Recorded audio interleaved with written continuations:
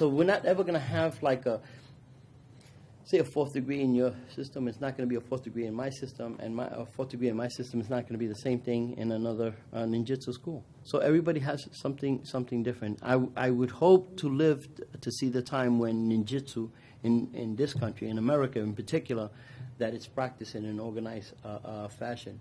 One of the things that I've done for the martial artists and ninjutsu practitioners at hand is to begin this show. It's going pretty strong. We're going strong. We're getting bigger and bigger, and hopefully one day we'll be able to have a nice big seminar. It's like a big ninja party.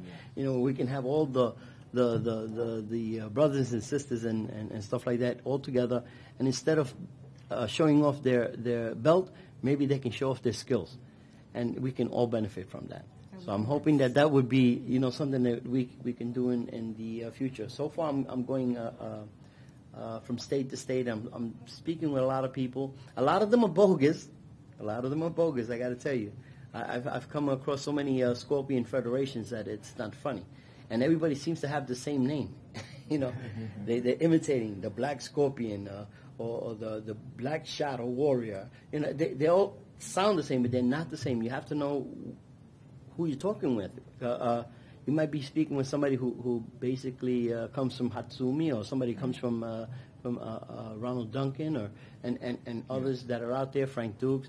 A lot of these people, they're working separately. I really want to see them, you know, have a good seminar. I would love to see just right here in New York alone. We got so many ninjutsu practitioners.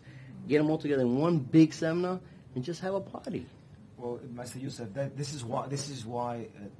Sorry to interject, but this is why I have created what is called the Budokan World Alliance. Mm-hmm. And that is the sole purpose of Budokan World Alliance, is to establish some kind of standard and also to get together, just train. Of course, there's a yearly, very small yearly membership fee at the records, and you can look, you can see all the records, you know, where the money's going, what it's used for, right to the website. But, you know, I look, after so many years in the martial arts, you know, I could be in a bad place. Like a lot of masters that I've spoken to, you see them, they don't wear the uniforms if they do classes, or they go to an event, they don't bother anymore, or they go to anything related with martial arts, they don't do that anymore. I was brought up to carry my gi on my back or my belt, mm-hmm. and no matter, that's my wife. Everywhere I go, I could go for vacation. That's so true. And there's my gi. I can't leave out my gi. This is because I came from the old schools, mm-hmm. and I honor that, though, and I hope that other people would. But there's a lot of disenchantment, and what has happened is we live in a great society. That is without a doubt. At the same time, we live in a society that promotes mm-hmm. mediocrity. Mm-hmm. You know, we celebrate things that make absolutely no sense. Exactly. We do events and that makes no sense. Has nothing to do with human nature, with human rights. Everybody wants to have their own little rights. And so we live in a society that causes a great deal of separation. As it provides so much, but it still causes a great deal of separations. Mm-hmm. So we're never going to get anywhere. So we need to get together. I want to make a heartfelt invitation to all of you out there. If you're in the ninja art, samurai arts, karate art, Chinese art, any type of art, you can be part of the Budokan World Alliance, and just get together and provide consistent and standardized way of going about things. Mm-hmm. I know of a lot of instructors don't have any other education, but they can learn. They can learn how to teach martial arts. If somebody's interested in doing something like that, is there an email where they can? Yeah, they can go directly to the Budokan World Alliance website, which is called the nisai.org or nisaai.org. Or they can reach me directly, shihan.ariza, as in ARIZA, at gmail.com. Cool. They can reach me directly there, and I will personally answer them. That's fantastic. How would you, as a female, encourage other females to get involved with the martial arts per se? How would I encourage them? Yeah, how would you encourage them? As a female yourself, as a practitioner of martial arts, how would you encourage other females to come into the martial arts? What encouraged me was wanting to know how to defend myself. Okay. I wasn't going into it because I was historically looking for something that was traditional and pure. That came later. Right. But initially, and I find that most women that I speak to that know that I do martial arts, their interest is in self-defense. There are a lot of predators out there. So women aren't looking so much for a particular style or for a particular master or a particular system. What they're looking for is empowerment. Empowerment from something other than the things that they have grown accustomed to, whether it be career, education. This is how women empower themselves. Some women feel empowered by the family that they've raised. But women ultimately want to defend themselves. And then, little by little, they start learning the art. They start learning the tradition. They become engulfed in that. And then more of the history and competition and other But I find sectors. that women will hold you more to task than a man will. Yeah, I agree with you. Because I get myself into trouble all the time. No, I agree with you. And I think women are simply more perceptive than men when it comes to martial arts anyway. But what I'm saying is, how would I be able to, I usually get my female students because I'm a good-looking guy. Nah, just kidding. But, I would want to be able to get them to come in more. What do you think you would, how would you go about it?